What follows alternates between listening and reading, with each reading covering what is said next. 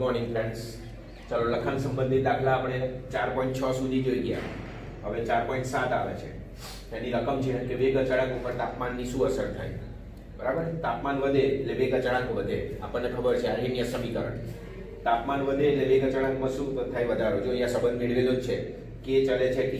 બરાબર છે, તાપમાન વધે એટલે વેગ અચળાંક k ના મૂલ્યમાં શું થાય? વધારો થાય. બધી જ પ્રક્રિયાઓના વેગ અચળાંકના મૂલ્યો તાપમાન વધતા વધે છે.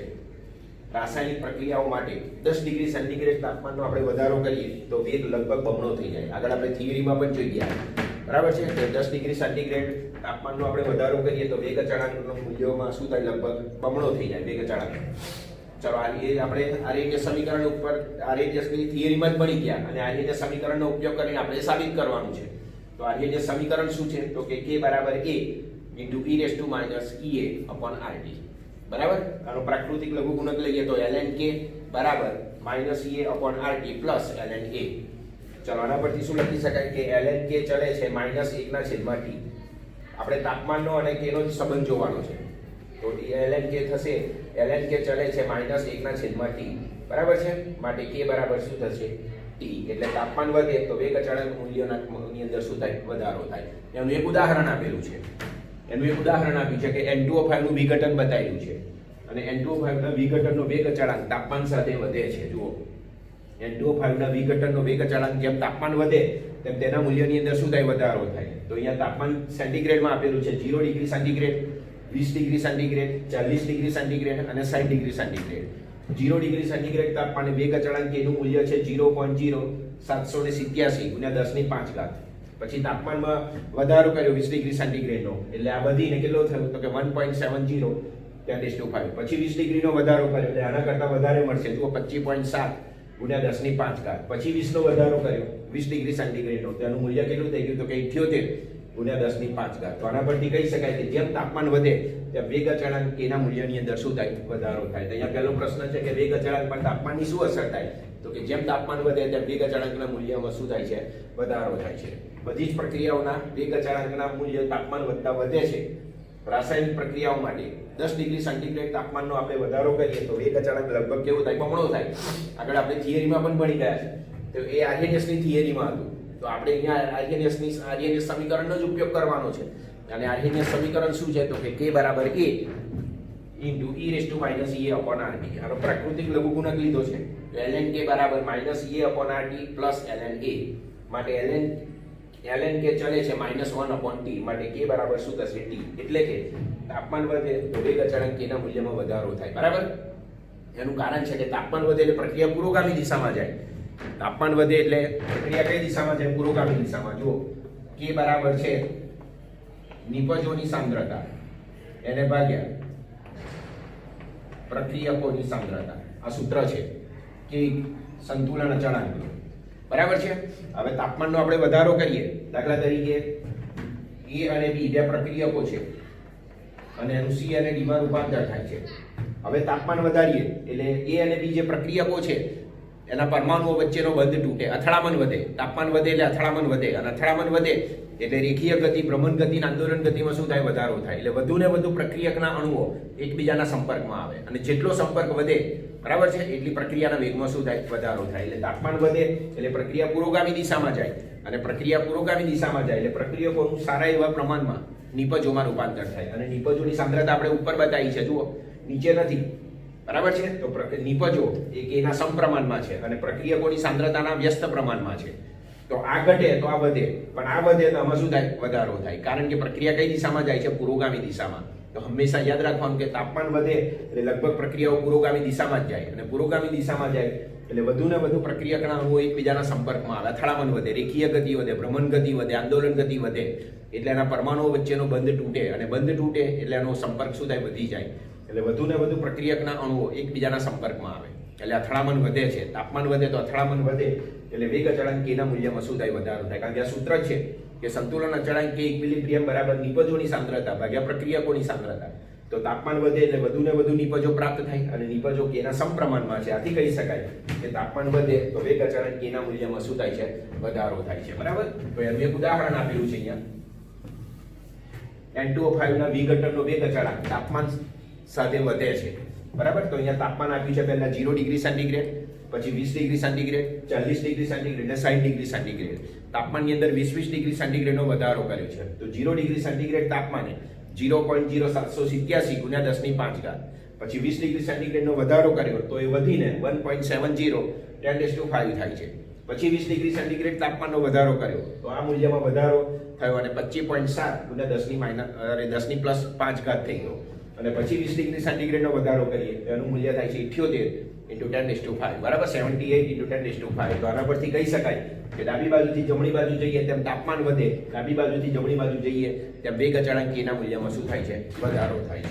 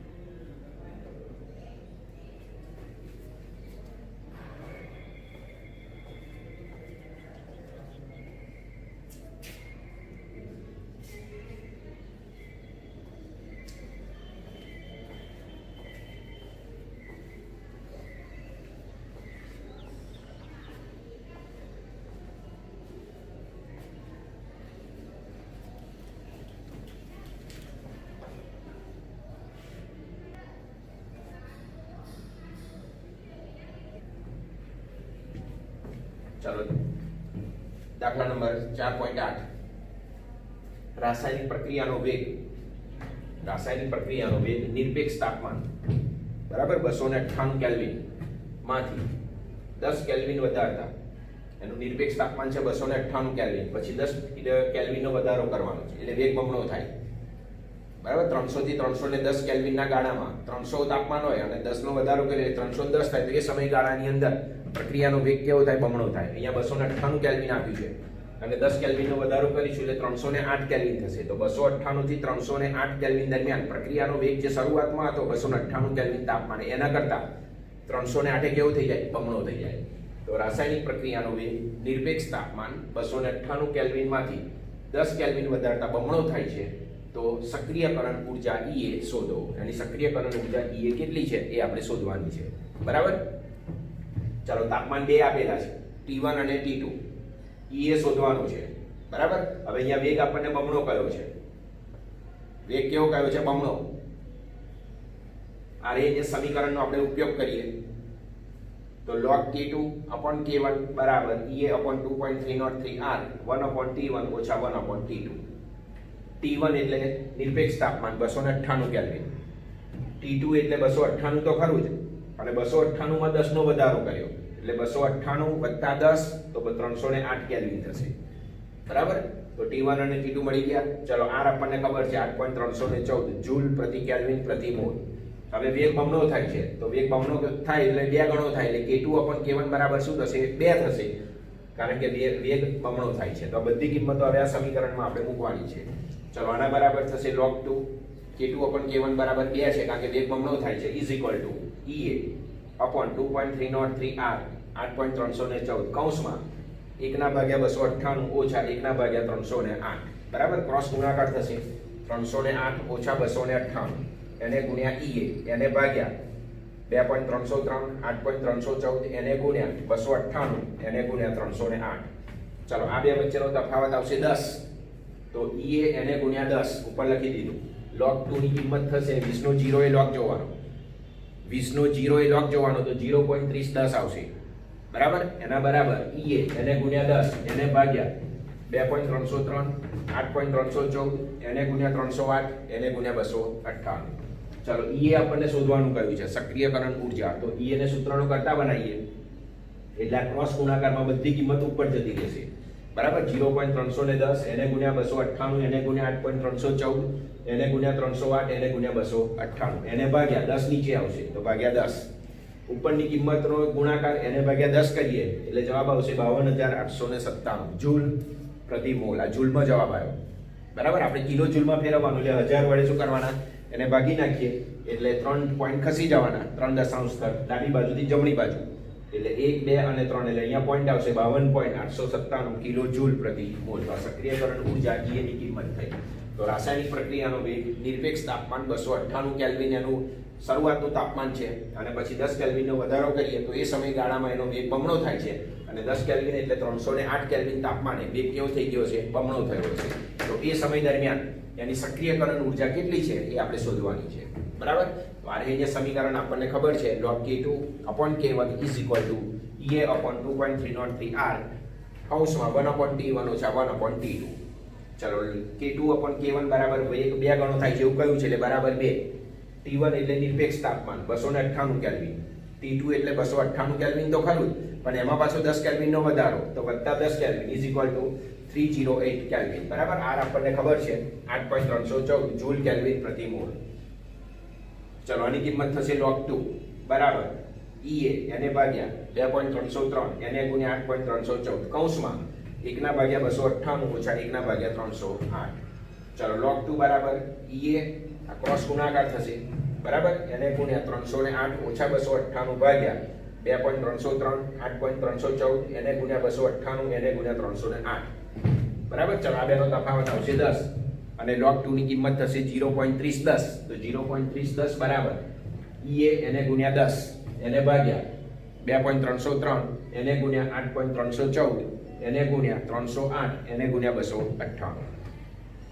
હવે EA શોધવાનો છે એટલે આ ક્રોસ ગુણાકાર થશે એટલે આ બધી જ કિંમત ઉપર જતી રહેશે અને 10 નીચે આવશે. તો 0.3010 એને ગુણ્યા 8.314 એને ગુણ્યા 308 એને ગુણ્યા 298 એને ગુણ્યા 2.303 ડિવાઇડેડ બાય 10 એટલે EA નું મૂલ્ય આવશે 52,897 જૂલ પ્રતિ મોલ. એનું કિલો જૂલમાં કન્વર્ઝન કરવાનું છે એટલે 3 દશાંશ સ્થળ ખસી જવાના, તો EA બરાબર આવશે 52.897 કિલો જૂલ પ્રતિ મોલ.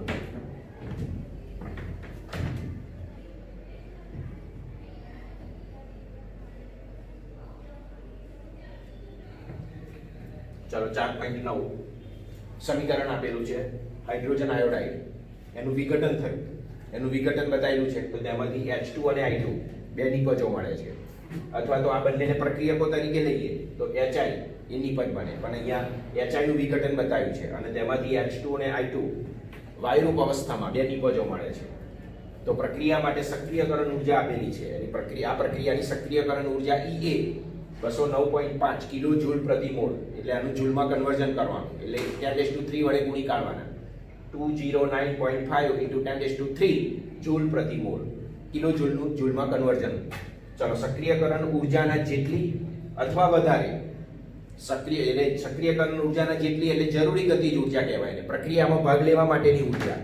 તો સક્રિયકરણ ઉર્જાના જેટલી અથવા તો એની પાસે વધારે પણ હોઈ શકે, ઓછી હોય તો પ્રક્રિયામાં ભાગ ના લઈ શકે.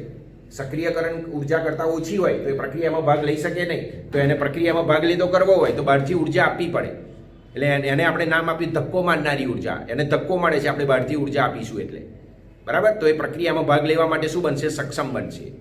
તો સક્રિયકરણ ઉર્જાના જેટલી અથવા તો વધારે ઉર્જા ધરાવતા પ્રક્રિયકના અણુઓનો અંશ 581 કેલ્વિન તાપમાને કેટલો છે એ આપણે શોધવાનું છે. બરાબર, અહીંયા ચોપડીની અંદર આ તાપમાન આપેલું નથી, 581 આપેલું નથી, પણ અહીંયા શું લખી દેજો. ચલો, HI નું વિઘટન બતાવ્યું છે તો તેમાંથી H2 અને I2 બે નિપજો બને છે.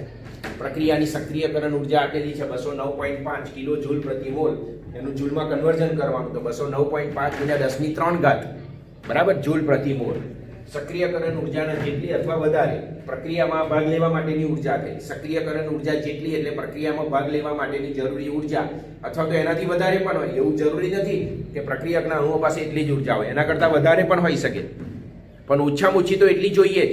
સક્રિયકરણ ઉર્જા જેટલી તો ઉર્જા જોઈએ તો જે પ્રક્રિયામાં શું લઈ શકે, ભાગ લઈ શકે. બરાબર, એનાથી ઓછી હોય તો એ પ્રક્રિયામાં ભાગ ના લઈ શકે, તો એને ધક્કો મારવો પડે, એને ઉર્જા આપવી પડે.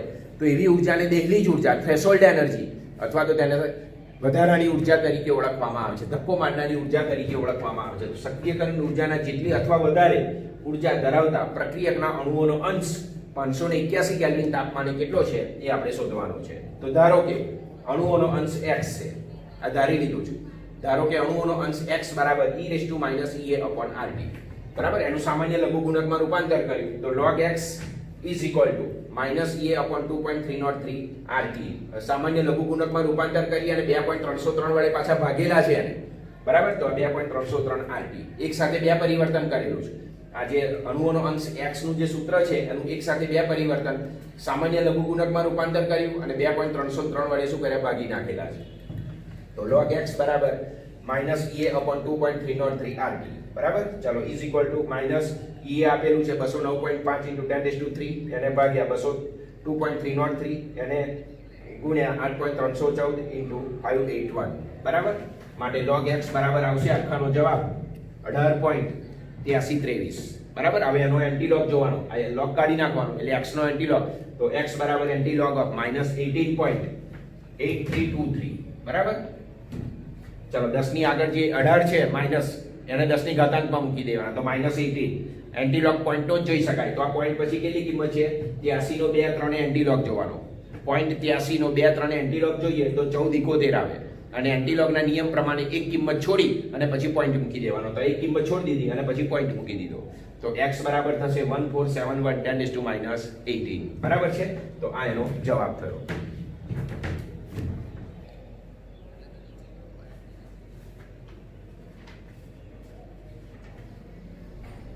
ચલો સ્વાધ્યાયનો એક દાખલો રહી ગયો હતો 4.18. લખાણ સંબંધિત દાખલા પૂરા થયા, બરાબર. કોયડા બધા પતી ગયા અને સ્વાધ્યાયમાં એક જ દાખલો બાકી હતો 4.18. ચાલો પ્રથમ ક્રમની પ્રક્રિયા માટે આપણે દર્શાવવાનું છે. પ્રથમ ક્રમની પ્રક્રિયા કહી દીધું છે એટલે પ્રથમ ક્રમ શબ્દ આવે એટલે બે સૂત્ર યાદ આવવા જોઈએ. k બરાબર 2.303 upon t log r0 upon rt અને t1/2 બરાબર 0.693 અપોન k. આ બે એના સૂત્ર થયા, બરાબર. ચાલો પ્રથમ ક્રમની પ્રક્રિયા માટે આપણે શું દર્શાવવાનું છે કે 90% પ્રક્રિયા જ્યારે પૂર્ણ થાય તો પ્રક્રિયાને 90% પૂર્ણ થવા માટે જરૂરી સમય, જે સમય લાગે, બરાબર છે, એ જ પ્રક્રિયાને જ્યારે 90% પ્રક્રિયા પૂરી થવા માટે જરૂરી સમય કરતા બમણો છે. એટલે આ સમય બમણો છે એવું કહેવા માંગે છે. 90%, દાખલા તરીકે આના માટે x સમય લાગે તો આને પૂરો થવા માટે બમણો સમય 2x, અને 2 મિનિટ લાગે તો આને પૂરું થવા માટે 4 મિનિટ લાગે, બમણો સમય. તો 90% પ્રક્રિયા પૂર્ણ થવા માટે જરૂરી સમય, પ્રક્રિયા 90% પૂરી થવા માટે જરૂરી સમય કરતા બમણો છે, બરાબર. તો પ્રથમ ક્રમની પ્રક્રિયામાં આપણે આ સાબિત કરવાનું છે કે ભાઈ આને બમણો સમય લાગે છે આના કરતા, એ આપણે સાબિત કરવાનું છે. તો પ્રથમ ક્રમની પ્રક્રિયા માટે દર્શાવો કે 90% પ્રક્રિયા પૂર્ણ થવા માટે જરૂરી સમય, પ્રક્રિયા 90% પૂરી થવા માટે જરૂરી સમય કરતા બમણો છે, બરાબર. જ્યારે પ્રક્રિયા દાખલા તરીકે 90% પૂર્ણ થઈ ગઈ હોય તો તે વખતે એને 10 મિનિટ લાગી હોય, પણ 90 થી 99 સુધી જાય પ્રક્રિયા તો તે વખતે એને 20 મિનિટ જેટલો સમય લાગી જાય, બમણો સમય, બરાબર. ચાલો પહેલા આપણે શોધીએ એ 99% પ્રક્રિયા પૂર્ણ થવા માટે લાગતો તો સમય, દાખલા તરીકે t1 છે. પ્રક્રિયા જ્યારે 99% પૂર્ણ થાય તો એને પૂરી થવા માટે જે સમય લાગે એને આપણે t1 કહ્યું, બરાબર. શરૂઆતનો સમય, અહીંયા સાંદ્રતા છે, આપણે અહીંયા સમયની વાત કરી છે, તો શરૂઆતનો સમય 100 છે, કારણ કે ટકા 100 એ શોધી શકાય. તો શરૂઆતનો સમય ધારો કે 100 છે અને t સમય 100 મૂળ સમય અને એમાંથી 99% બાદ કરી દેવાના, તો એને t સમય કહેવાય, બરાબર. t સમય એની સાંદ્રતા કેટલી હશે, આ 0 સમય એની સાંદ્રતા દર્શાવી, આ t સમય એની સાંદ્રતા દર્શાવી, બરાબર. તો 100 મૂળ સાંદ્રતા એટલે કે શરૂઆતની સાંદ્રતા ઓછા 99, બરાબર. એટલે એનો જવાબ આવશે 1. તો આ t સમયની સાંદ્રતા થઈ. t1 બરાબર 2.303 અપોન k log r0, બરાબર, log r0 અપોન rt. આ બધી જ કિંમતો આપણી પાસે છે. t1 બરાબર 2.303 અપોન k log, ચલો r0 એટલે 100 અને rt એટલે 1, તો 100/1. માટે t1 બરાબર શું થશે, t1 બરાબર થશે 2.303 into log 100, અને log 100 ની કિંમત થાય 2, તો log 100 બરાબર મેં 2 લખી દીધું છે ડાયરેક્ટ. તો 2.303 એને ગુણ્યા 2 એને ભાગ્યા k. અહીંયા લખ્યું છે because of log 100 is equal to 2 થાય, બરાબર છે. તો t1 is equal to મળશે 2.303 upon k into 2, એને નંબર 1 આપ્યો. ચલો હવે પ્રક્રિયા 90% પૂરી થવા માટે નો સમય આપણે શોધીએ. તો ધારો કે 90% પ્રક્રિયા પૂર્ણ થવા માટે લાગતો સમય t2 છે. શરૂઆતનો સમય 100, t સમયની સાંદ્રતા મૂળ સાંદ્રતા ઓછા 90 એટલે 10 આવશે, બરાબર. પેલામાં 99 લીધો છે, આમાં 90 લેવાનો છે, 90%. તો 100 ઓછા 90 બરાબર 10. એનું એક સૂત્ર વાપરવાનું, t2 બરાબર 2.303 upon k log r0 upon rt. તો T2 બરાબર 2.303 upon k log R0 એટલે 100 અને RT એટલે 10 બરાબર 0 0 કેન્સલ એટલે T2 બરાબર 2.303 upon k log 10 અને log 10 ની કિંમત થશે 1 because of log 10 is equal to 1 થાય માટે T2 બરાબર 2.303 upon k સમીકરણ નંબર 2 બરાબર ચાલો ફરીવાર જુઓ પ્રથમ ક્રમની પ્રક્રિયા આપી દીધેલી છે અને એના માટે આપણે શું દર્શાવવાનું છે કે 99% પ્રક્રિયા પૂર્ણ થવા માટે જરૂરી સમય પ્રક્રિયા જ્યારે 90% પ્રક્રિયા પૂર્ણ થાય તો એના સમય કરતાં એ સમય બમણો હોય છે તો આપણે શોધીએ એ 99% પ્રક્રિયા પૂર્ણ થવા માટે ધારો કે લાગતો સમય t1 છે બરાબર તો શરૂઆતની સાંદ્રતા એવા સમયે શરૂઆતની સાંદ્રતા 100 છે કારણ કે ટકા 100 એ શોધી શકાય અને t સમય એની સાંદ્રતા 100 ઓછા 99 ઇઝ ઇક્વલ ટુ 1 થઈ બરાબર ચાલો પ્રથમ ક્રમની પ્રક્રિયાનું સૂત્ર છે t1 is equal to 2.303 upon k log r0 upon rt માટે t1 is equal to 2.303 upon k log r0 is equal to 100 અને rt ઇઝ ઇક્વલ ટુ 1 તો બાય 1 તો એનો આન્સર થશે log 10 બરાબર થશે 2 તો 2.303 into 2 divided by k બરાબર એને નંબર 1 આપ્યો હવે પ્રક્રિયા આપણે 90% પૂર્ણ કરવી છે તો 90% પ્રક્રિયા પૂર્ણ થવા માટે લાગતો સમય t2 તો r0 બરાબર 100 rt બરાબર 100 minus 90 is equal to 10 આવશે બરાબર therefore t2 is equal to 2.303 upon k log r0 upon rt therefore t2 is equal to 2.303 upon k log r0 એટલે 100 અને rt એટલે by 10 therefore t2 is equal to 2.303 upon k log 10 અને log 10 ની કિંમત થશે 1 therefore t2 is equal to 2.303 upon k સમીકરણ number 2 હવે 1 અને 2 ની શું કરવાની છે સરખામણી કરવાની છે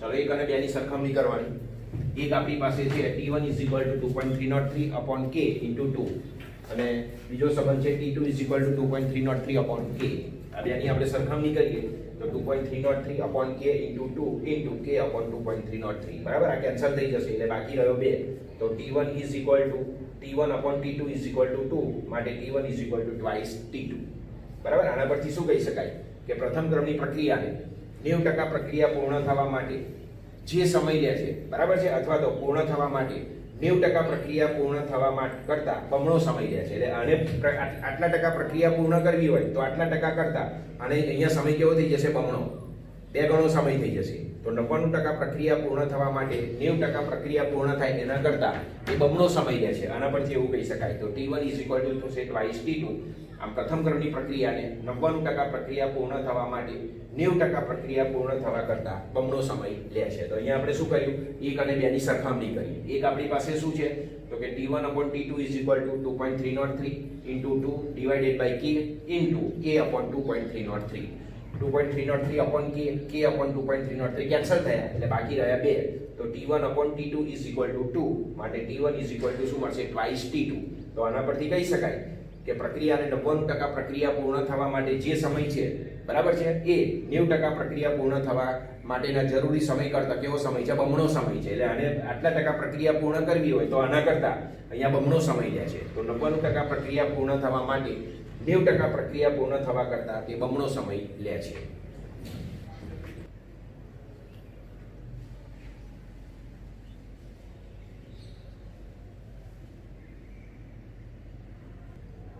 ચલો ચેપ્ટર નંબર 4 રાસાયણિક ગતિકીના સ્વાધ્યાયના બધા જ દાખલા પૂરા કર્યા પછી કોયડા 10 આપ્યા હતા એ પણ પૂરા કર્યા અને લખાણ સંબંધિત દાખલા 9 હતા એ પણ આપણે પૂરા કર્યા બરાબર છે હવે સ્વાધ્યાયની અંદર અને કોયડાની અંદર 5-6 દાખલા એવા છે બહુ લાંબા છે 2-3 પેજના એક્ઝામ્પલ છે એનો આલેખ દ્વારા ઉપયોગ કરી આલેખનો ઉપયોગ કરીને દાખલા અમુક સોલ્વ કરવાના છે એટલા લાંબા દાખલા એક્ઝામની અંદર પૂછાય નહીં બરાબર છે એટલે એને આપણે કરાવતા નથી હવે નેક્સ્ટ ટાઈમ જ્યારે આપણે ચોથા ચેપ્ટરમાં મળીએ તો તમને જી અને નીટના પ્રશ્નોની તમને હું પ્રેક્ટિસ કરાવીશ